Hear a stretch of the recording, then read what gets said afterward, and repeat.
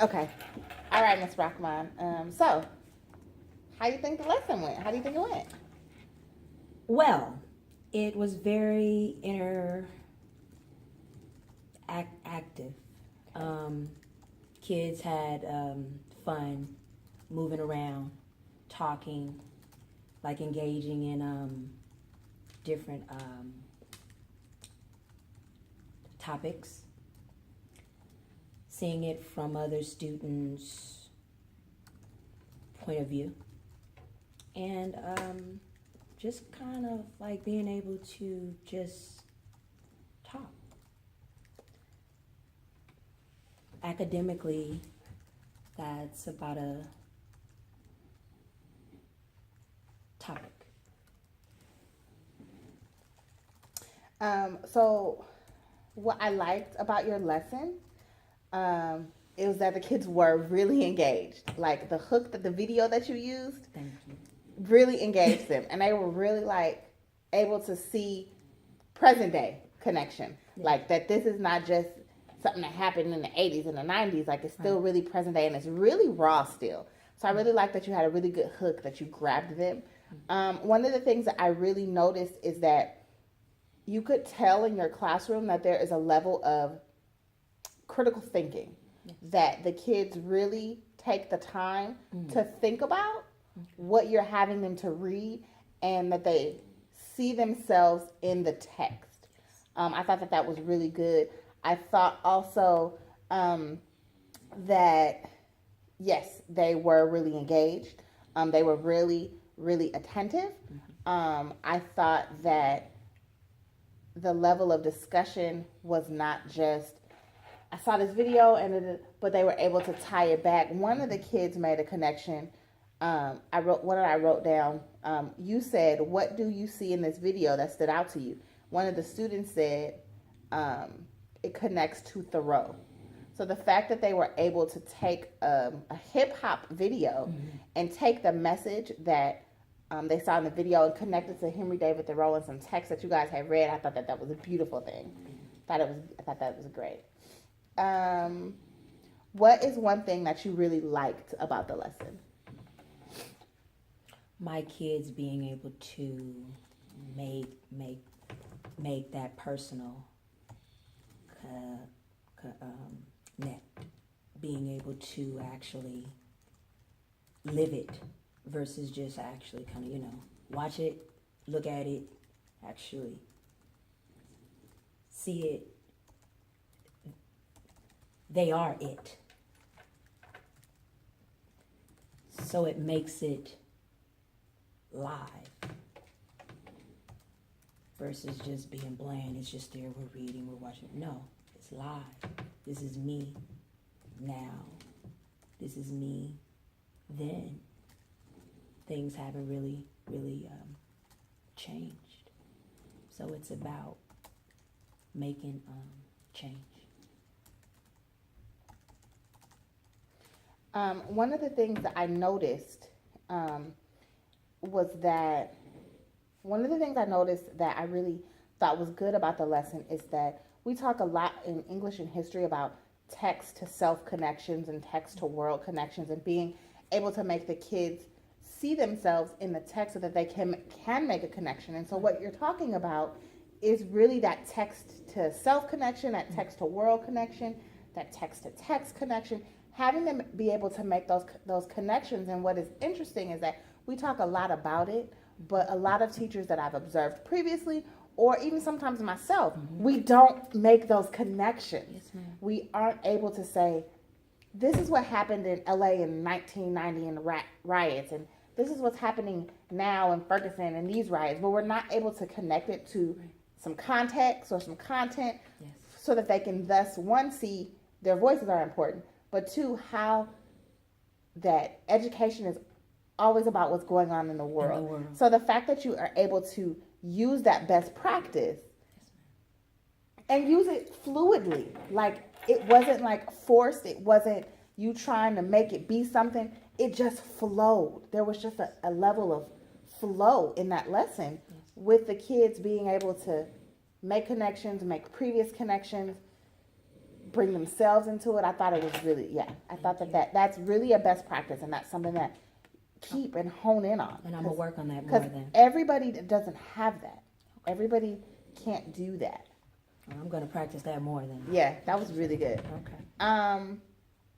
What is something that you would change? If you would change anything, what would you change about how the lesson went?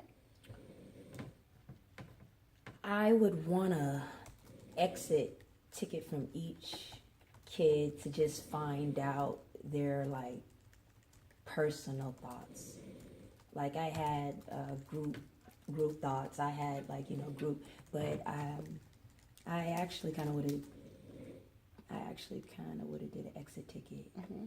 Definitely, that probably is the only thing I would change. So one of the notes that I wrote down was you had a lot of narrative. You had a lot of anecdotal evidence, because I can say, well, I saw this in her class and I saw this in her class, but hard data that's exactly what I was going to say.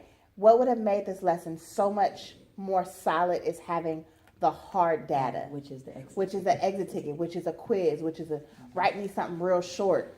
Having that hard data to say, because they were making such good connections. And what also helps is that having them do it in multiple intelligences. So they were able to verbalize it and communicate it, but now can you write it? Can you explain it to me this way? Having that hard data, you can then take that to your department. You can take it to the other English teachers and say, look, well, my kids, you can lesson plan with it. What do my kids need? You can differentiate with it. Okay. So these kids didn't get it, but they only are this far away. These kids got it and took it to this whole nother level. The hard data really allows us to see where we can go with our classes and what we can do with our kids. So that was the only thing that I would say that that I thought you could change about the lesson. I think that the other thing that I would have you to consider is there was a lot of group discussion, which is great because your kids rose to the occasion and they participated. Gotcha. But I wonder how they would have done, or how much more fruitful it might have been if you might have had them do a turn and talk. So talk to your neighbor about blah, blah, blah, blah, blah, and then share out. I did notice, we talked about this baby over here who didn't necessarily participate, but we also know he has some other issues. Right. But having kids maybe do some partner work kind of takes down the anxiety of them being afraid. The filter to lower the It takes out some of the anxiety of them being able to share in front of the class. Okay. And sometimes, even because you walked around a lot, you targeted the room, but also, even in those small groups, sometimes it's that kid over here who not going to participate whole group, but has something so powerful to say over here that we miss sometimes. So sometimes having them do smaller group work makes for a really fruitful discussion. This is not to say that your discussion wasn't fruitful, because it really was. But I'd be able to get a lot. You could get more much out more of each kid. Yeah, if you did a little bit more one-on-one stuff. That's I noticed that.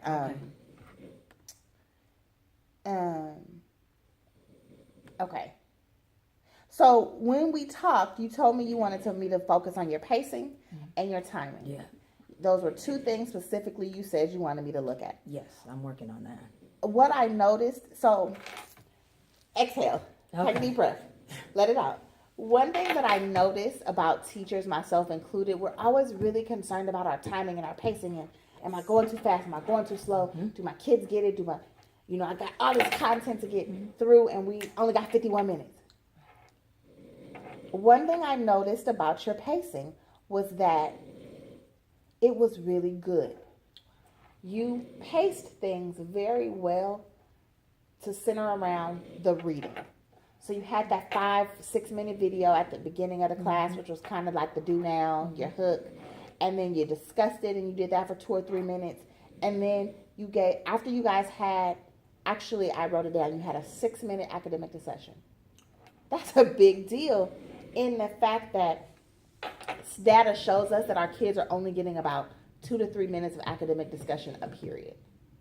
To have a 6-minute academic discussion about a video is amazing. So that, let's say the video was 5 minutes. The discussion was 6. That's 11 minutes.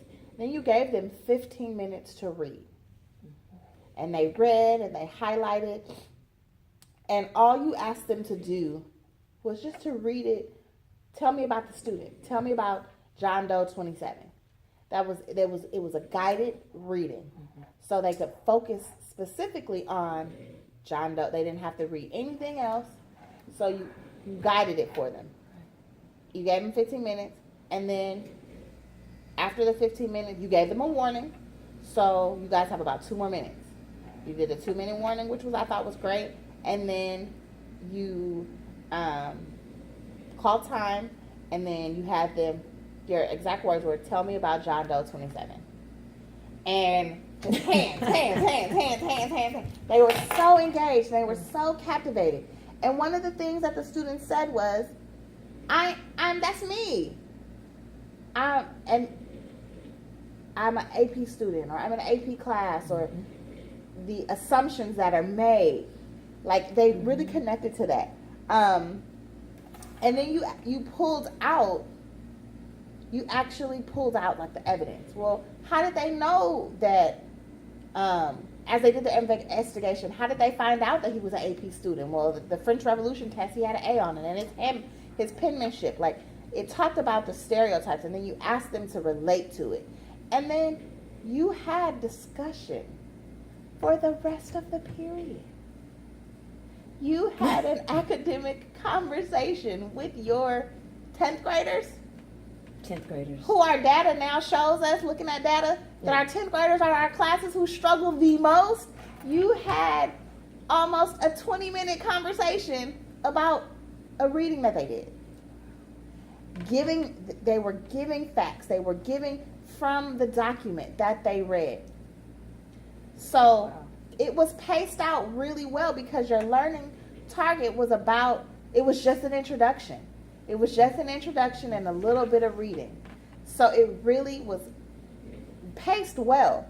And then you also said you wanted to, you said that you felt like sometimes that you don't have enough time at the end of the lesson to go over homework or to check for understanding or to your check for understanding.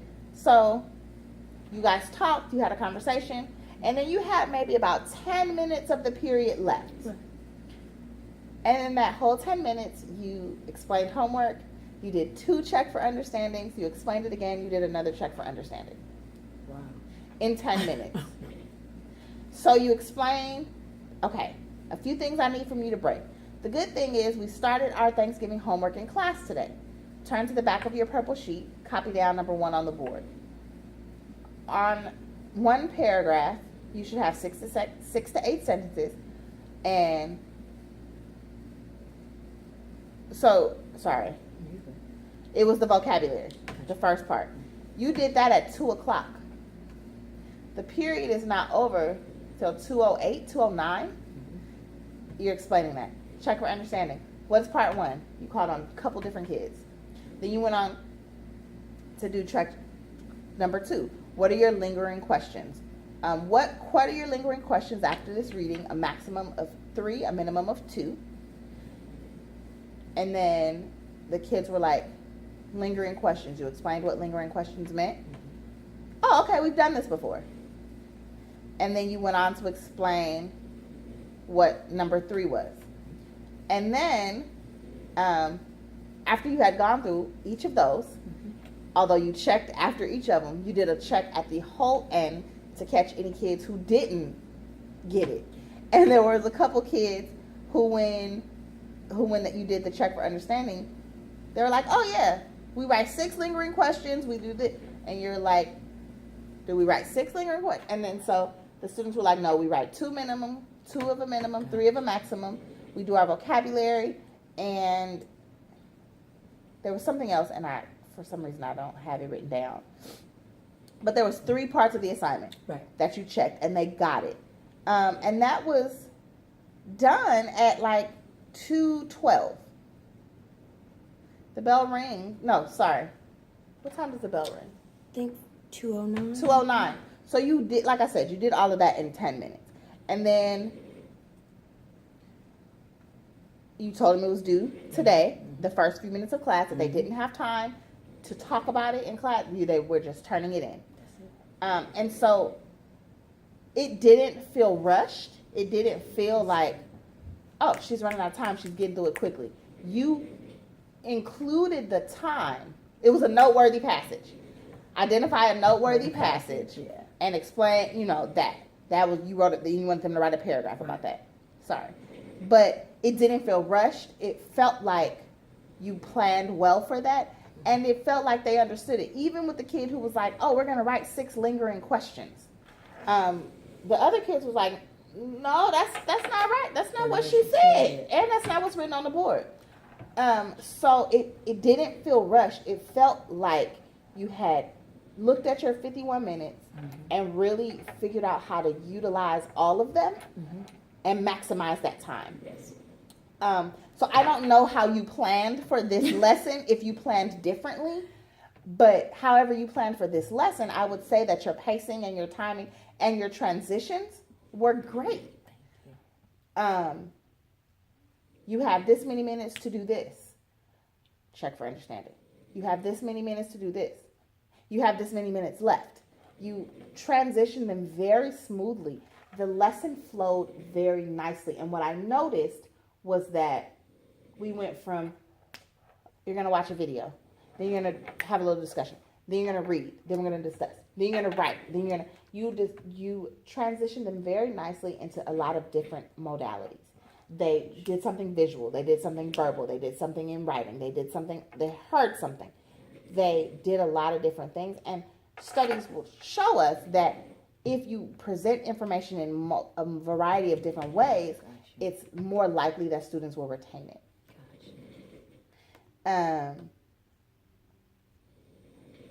So before I said all that, how did you feel like your pacing went? I think that I was very focused on it. Very, very focused on it. Like, that was my primary thing, time.